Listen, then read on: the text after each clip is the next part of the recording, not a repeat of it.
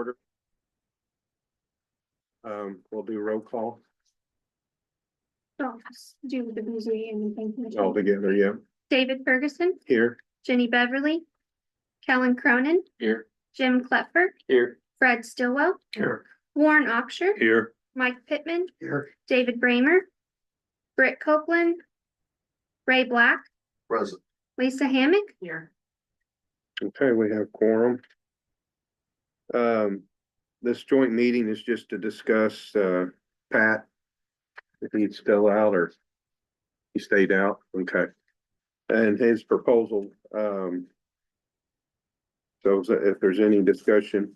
You want him to review any changes or anything for he can. I didn't, that's why I did looking for him, see if he had anything to add to it. Can you present the contract? Or go over anything for us or so forth? No, you know. We do, we've got it all. But Just in- thought you might, any changes or anything to note of it or? No, I think the contract is the same as it was last year.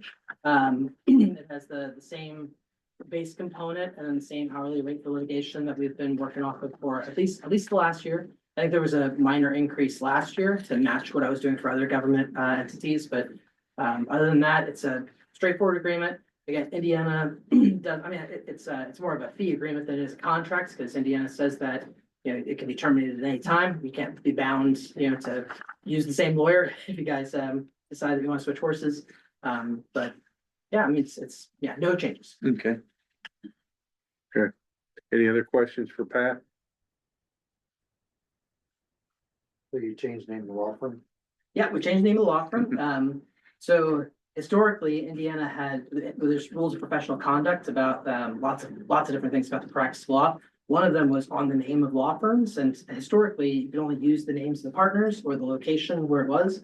But they changed that rule, and now you can pick a more generic, well, not generic, a more branded name.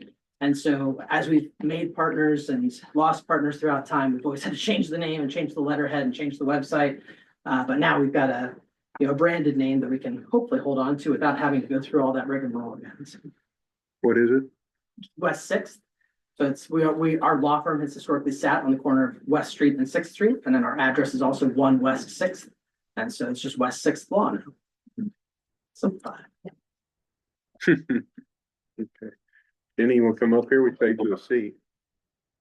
Can you share with us what other attorneys are in that firm? sure. Merritt Alcorn is in that firm. He's a founding partner. Heidi Kendall Sage is the managing partner. Ann Schwartz is a partner there. I'm a partner there. And then we have 2 associate attorneys, senior associate attorneys. They've been there for about 7 years now, maybe 8. Ashley Eklund and Rayanne Pryor. We're in the process of hiring. So if you guys know students coming out of law school, we're looking to hire new associates as well.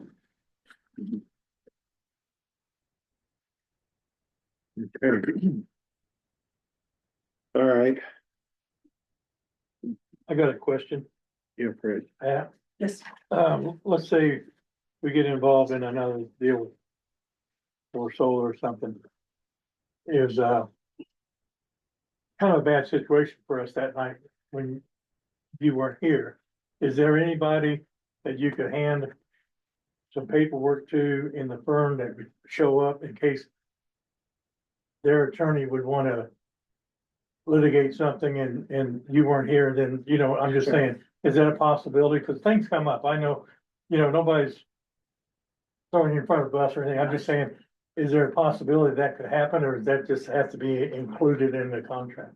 No, certainly any attorney from my law firm can step in if there's availability. And obviously that's, you know, depending on, you know, what everybody's schedule is at that time. So that particular meeting, it was not my intent, obviously. Oh, You know, I was not scheduled. I didn't have this conflict on my calendar. It's just that the issue that I was involved in ended up running much longer than expected. But yeah, no, generally speaking, we sub in for each other lots of times. Merritt, for example, has subbed in for prior issues for the Board of Zoning Appeals and Planning Commission on my behalf. But yes, that is possible. And no, it's not required. It's part of the contracts. Okay. Good question, Fred. Yeah, I think everybody was concerned about that evening, but it was a very, very unusual circumstances.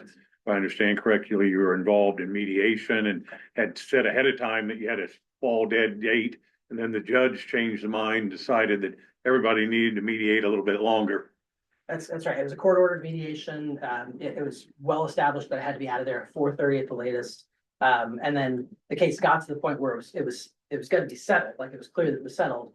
But we had multiple parties involved, and if we left without everybody signing the paperwork, then it meant that something could fall through. And so in that instance, it was, all hands on deck, no one leaves until we get signatures on paper.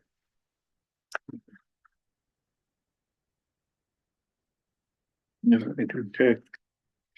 So any other questions or comments? You saw the agreement was emailed to you. We'll need to approve the agreement and the salary for the 2025. I'll make a motion that we approve the agreement for 2025. Okay, we got a first and second. Any other discussion? All in favor, say aye. All opposed? All abstained. Conflict of interest. Okay, we got one abstain. All right, any other business for the joint meeting? Okay, need a motion to adjourn. Make a motion Oh, you're on top of it. Brett, all in favor? Aye. Okay, we're